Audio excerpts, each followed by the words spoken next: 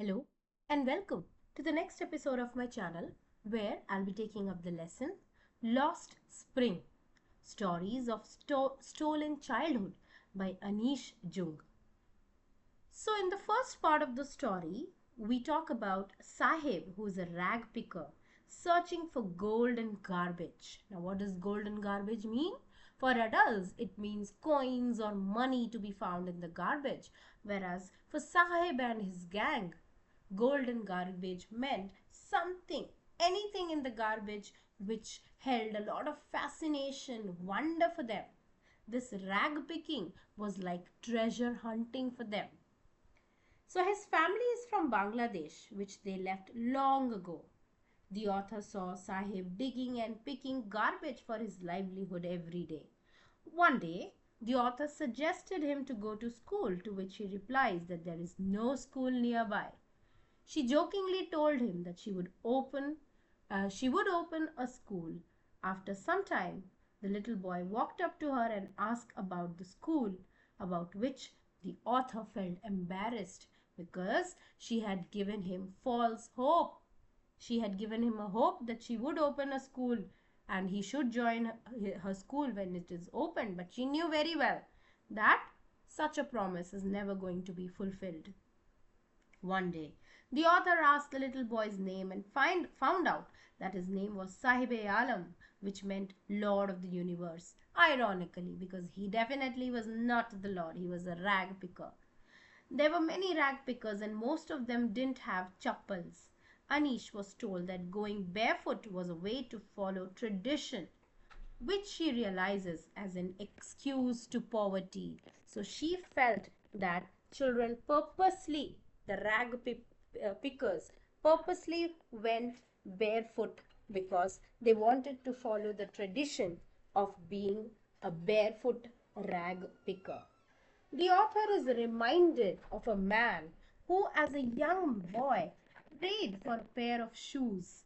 30 years later, the author revisits that place and saw a new priest's home and a boy there wearing socks and shoes. But the author was still sad thinking about the rag pickers who were still shoeless. So, in other words, Anish Jung felt that it was a sort of tradition which these rag pickers were following. And what was the tradition? Tradition of going barefoot, remaining barefoot.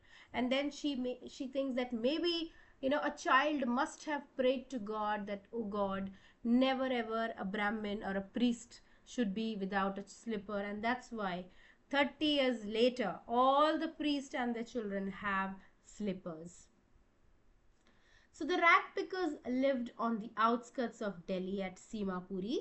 They lived in a small mud structure with a roof of tin and tarpaulin.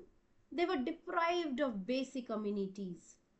Food was the most important thing for them so that they don't have to sleep an empty stomach. Sahib told the author that sometimes he found a 10 rupee note or a coin in the garbage and that was his gold. Any shining thing for him in the garbage was gold. Here, the coins were gold for them. One winter morning, Anish noticed Sahib with tennis shoes. Though they were mismatched with his faded clothes, they were very dear to him. The author noticed Sahib with a steel container after some days going to a milk booth. So, the author had noticed Sahib one day with tennis shoes, and maybe she felt that a rich kid must have discarded the shoes because the shoe had hole. But for the boy Sahib, the shoes were very, very dear, and how Sahib loved watching tennis, and that's why he was always found, standing outside the tennis court. And one of the boys playing tennis must have donated the shoes for him. Secondly, after some days, Anish found Sahib not doing the job of a rag picker, but instead with a steel container going to a milk booth. He had got a job at a tea stall with a pay of 800 rupees plus meals. Even though now he was going to have surplus meals, but he was no longer happy. He was no longer carefree as he was when he was doing the job of a rag picker, because now He was working for somebody else. He was burdened by the responsibility of a job. Rag picking was like treasure hunting, trying to find gold in garbage. But now he was doing job for somebody else, so he had lost his carefreeness. Now, in the second part of the story, we will read about Mukesh. The author then tells the readers about Mukesh, a young boy who worked in a bangle glass factory in Firozabad. Mukesh belongs to a family which is engaged in bangle making, like many other families. The author comments on the ignorance of the people there who involve their children in glass industry at such a young age.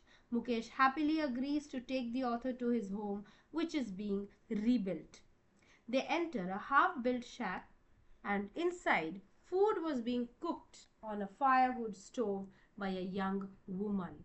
She was Mukesh's elder brother's wife, the Bahu of the family.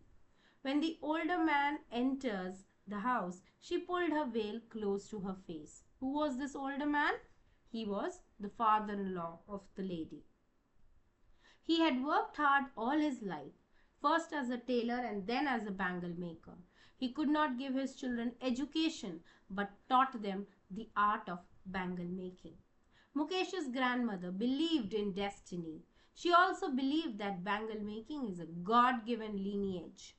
Young boys and girls work in dark places and become prone to lose their eyesight at such an early age.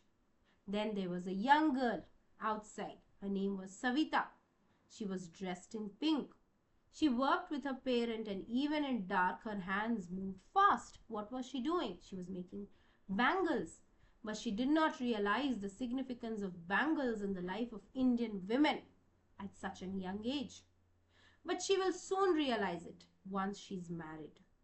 The situation is ironical because all girl child laborers will eventually become brides and wear those same bangles. The old lady sitting next to her has lost her eyesight and complains of poverty. They had enough to eat despite They did not have enough to eat despite all the hard work. According to her, for a very long time she had not had enough to eat.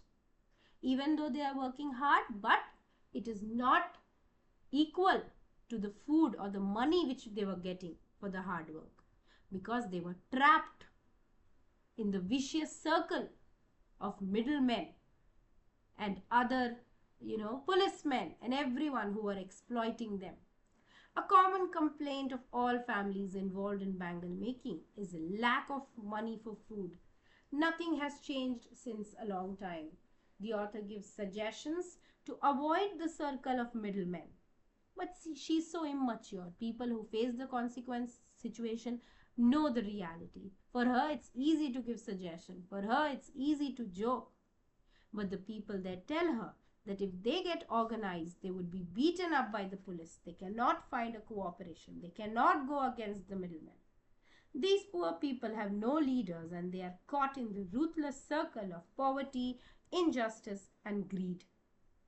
The author feels they are present two distinct worlds. One is people caught in the clutches of poverty and burdened by the stigma of caste. Secondly, these people are also caught in the vicious circle of middlemen, policemen and politicians. It is because of such people that the children are weighed down with responsibilities at such a tender age. The children accept it as naturally as their parents had done earlier. And they all, agree to work in the dark bangle making factory. No one dares to deviate. But the author has seen a daring attitude in Mukesh and he hopes he fulfills his dream one day. He wants to be a motor mechanic, something which is different from the other people of his community. He is willing to walk away to the garage to give wings to his dreams. At the same time, Mukesh is firmly rooted to the ground. He does not dream of flying aeroplanes. The author feels that maybe this is due to the fact that few planes fly over Firozabad, and that's why these planes have not been able to inspire Mukesh like the motor cars have. So I hope you have understood. Thank you.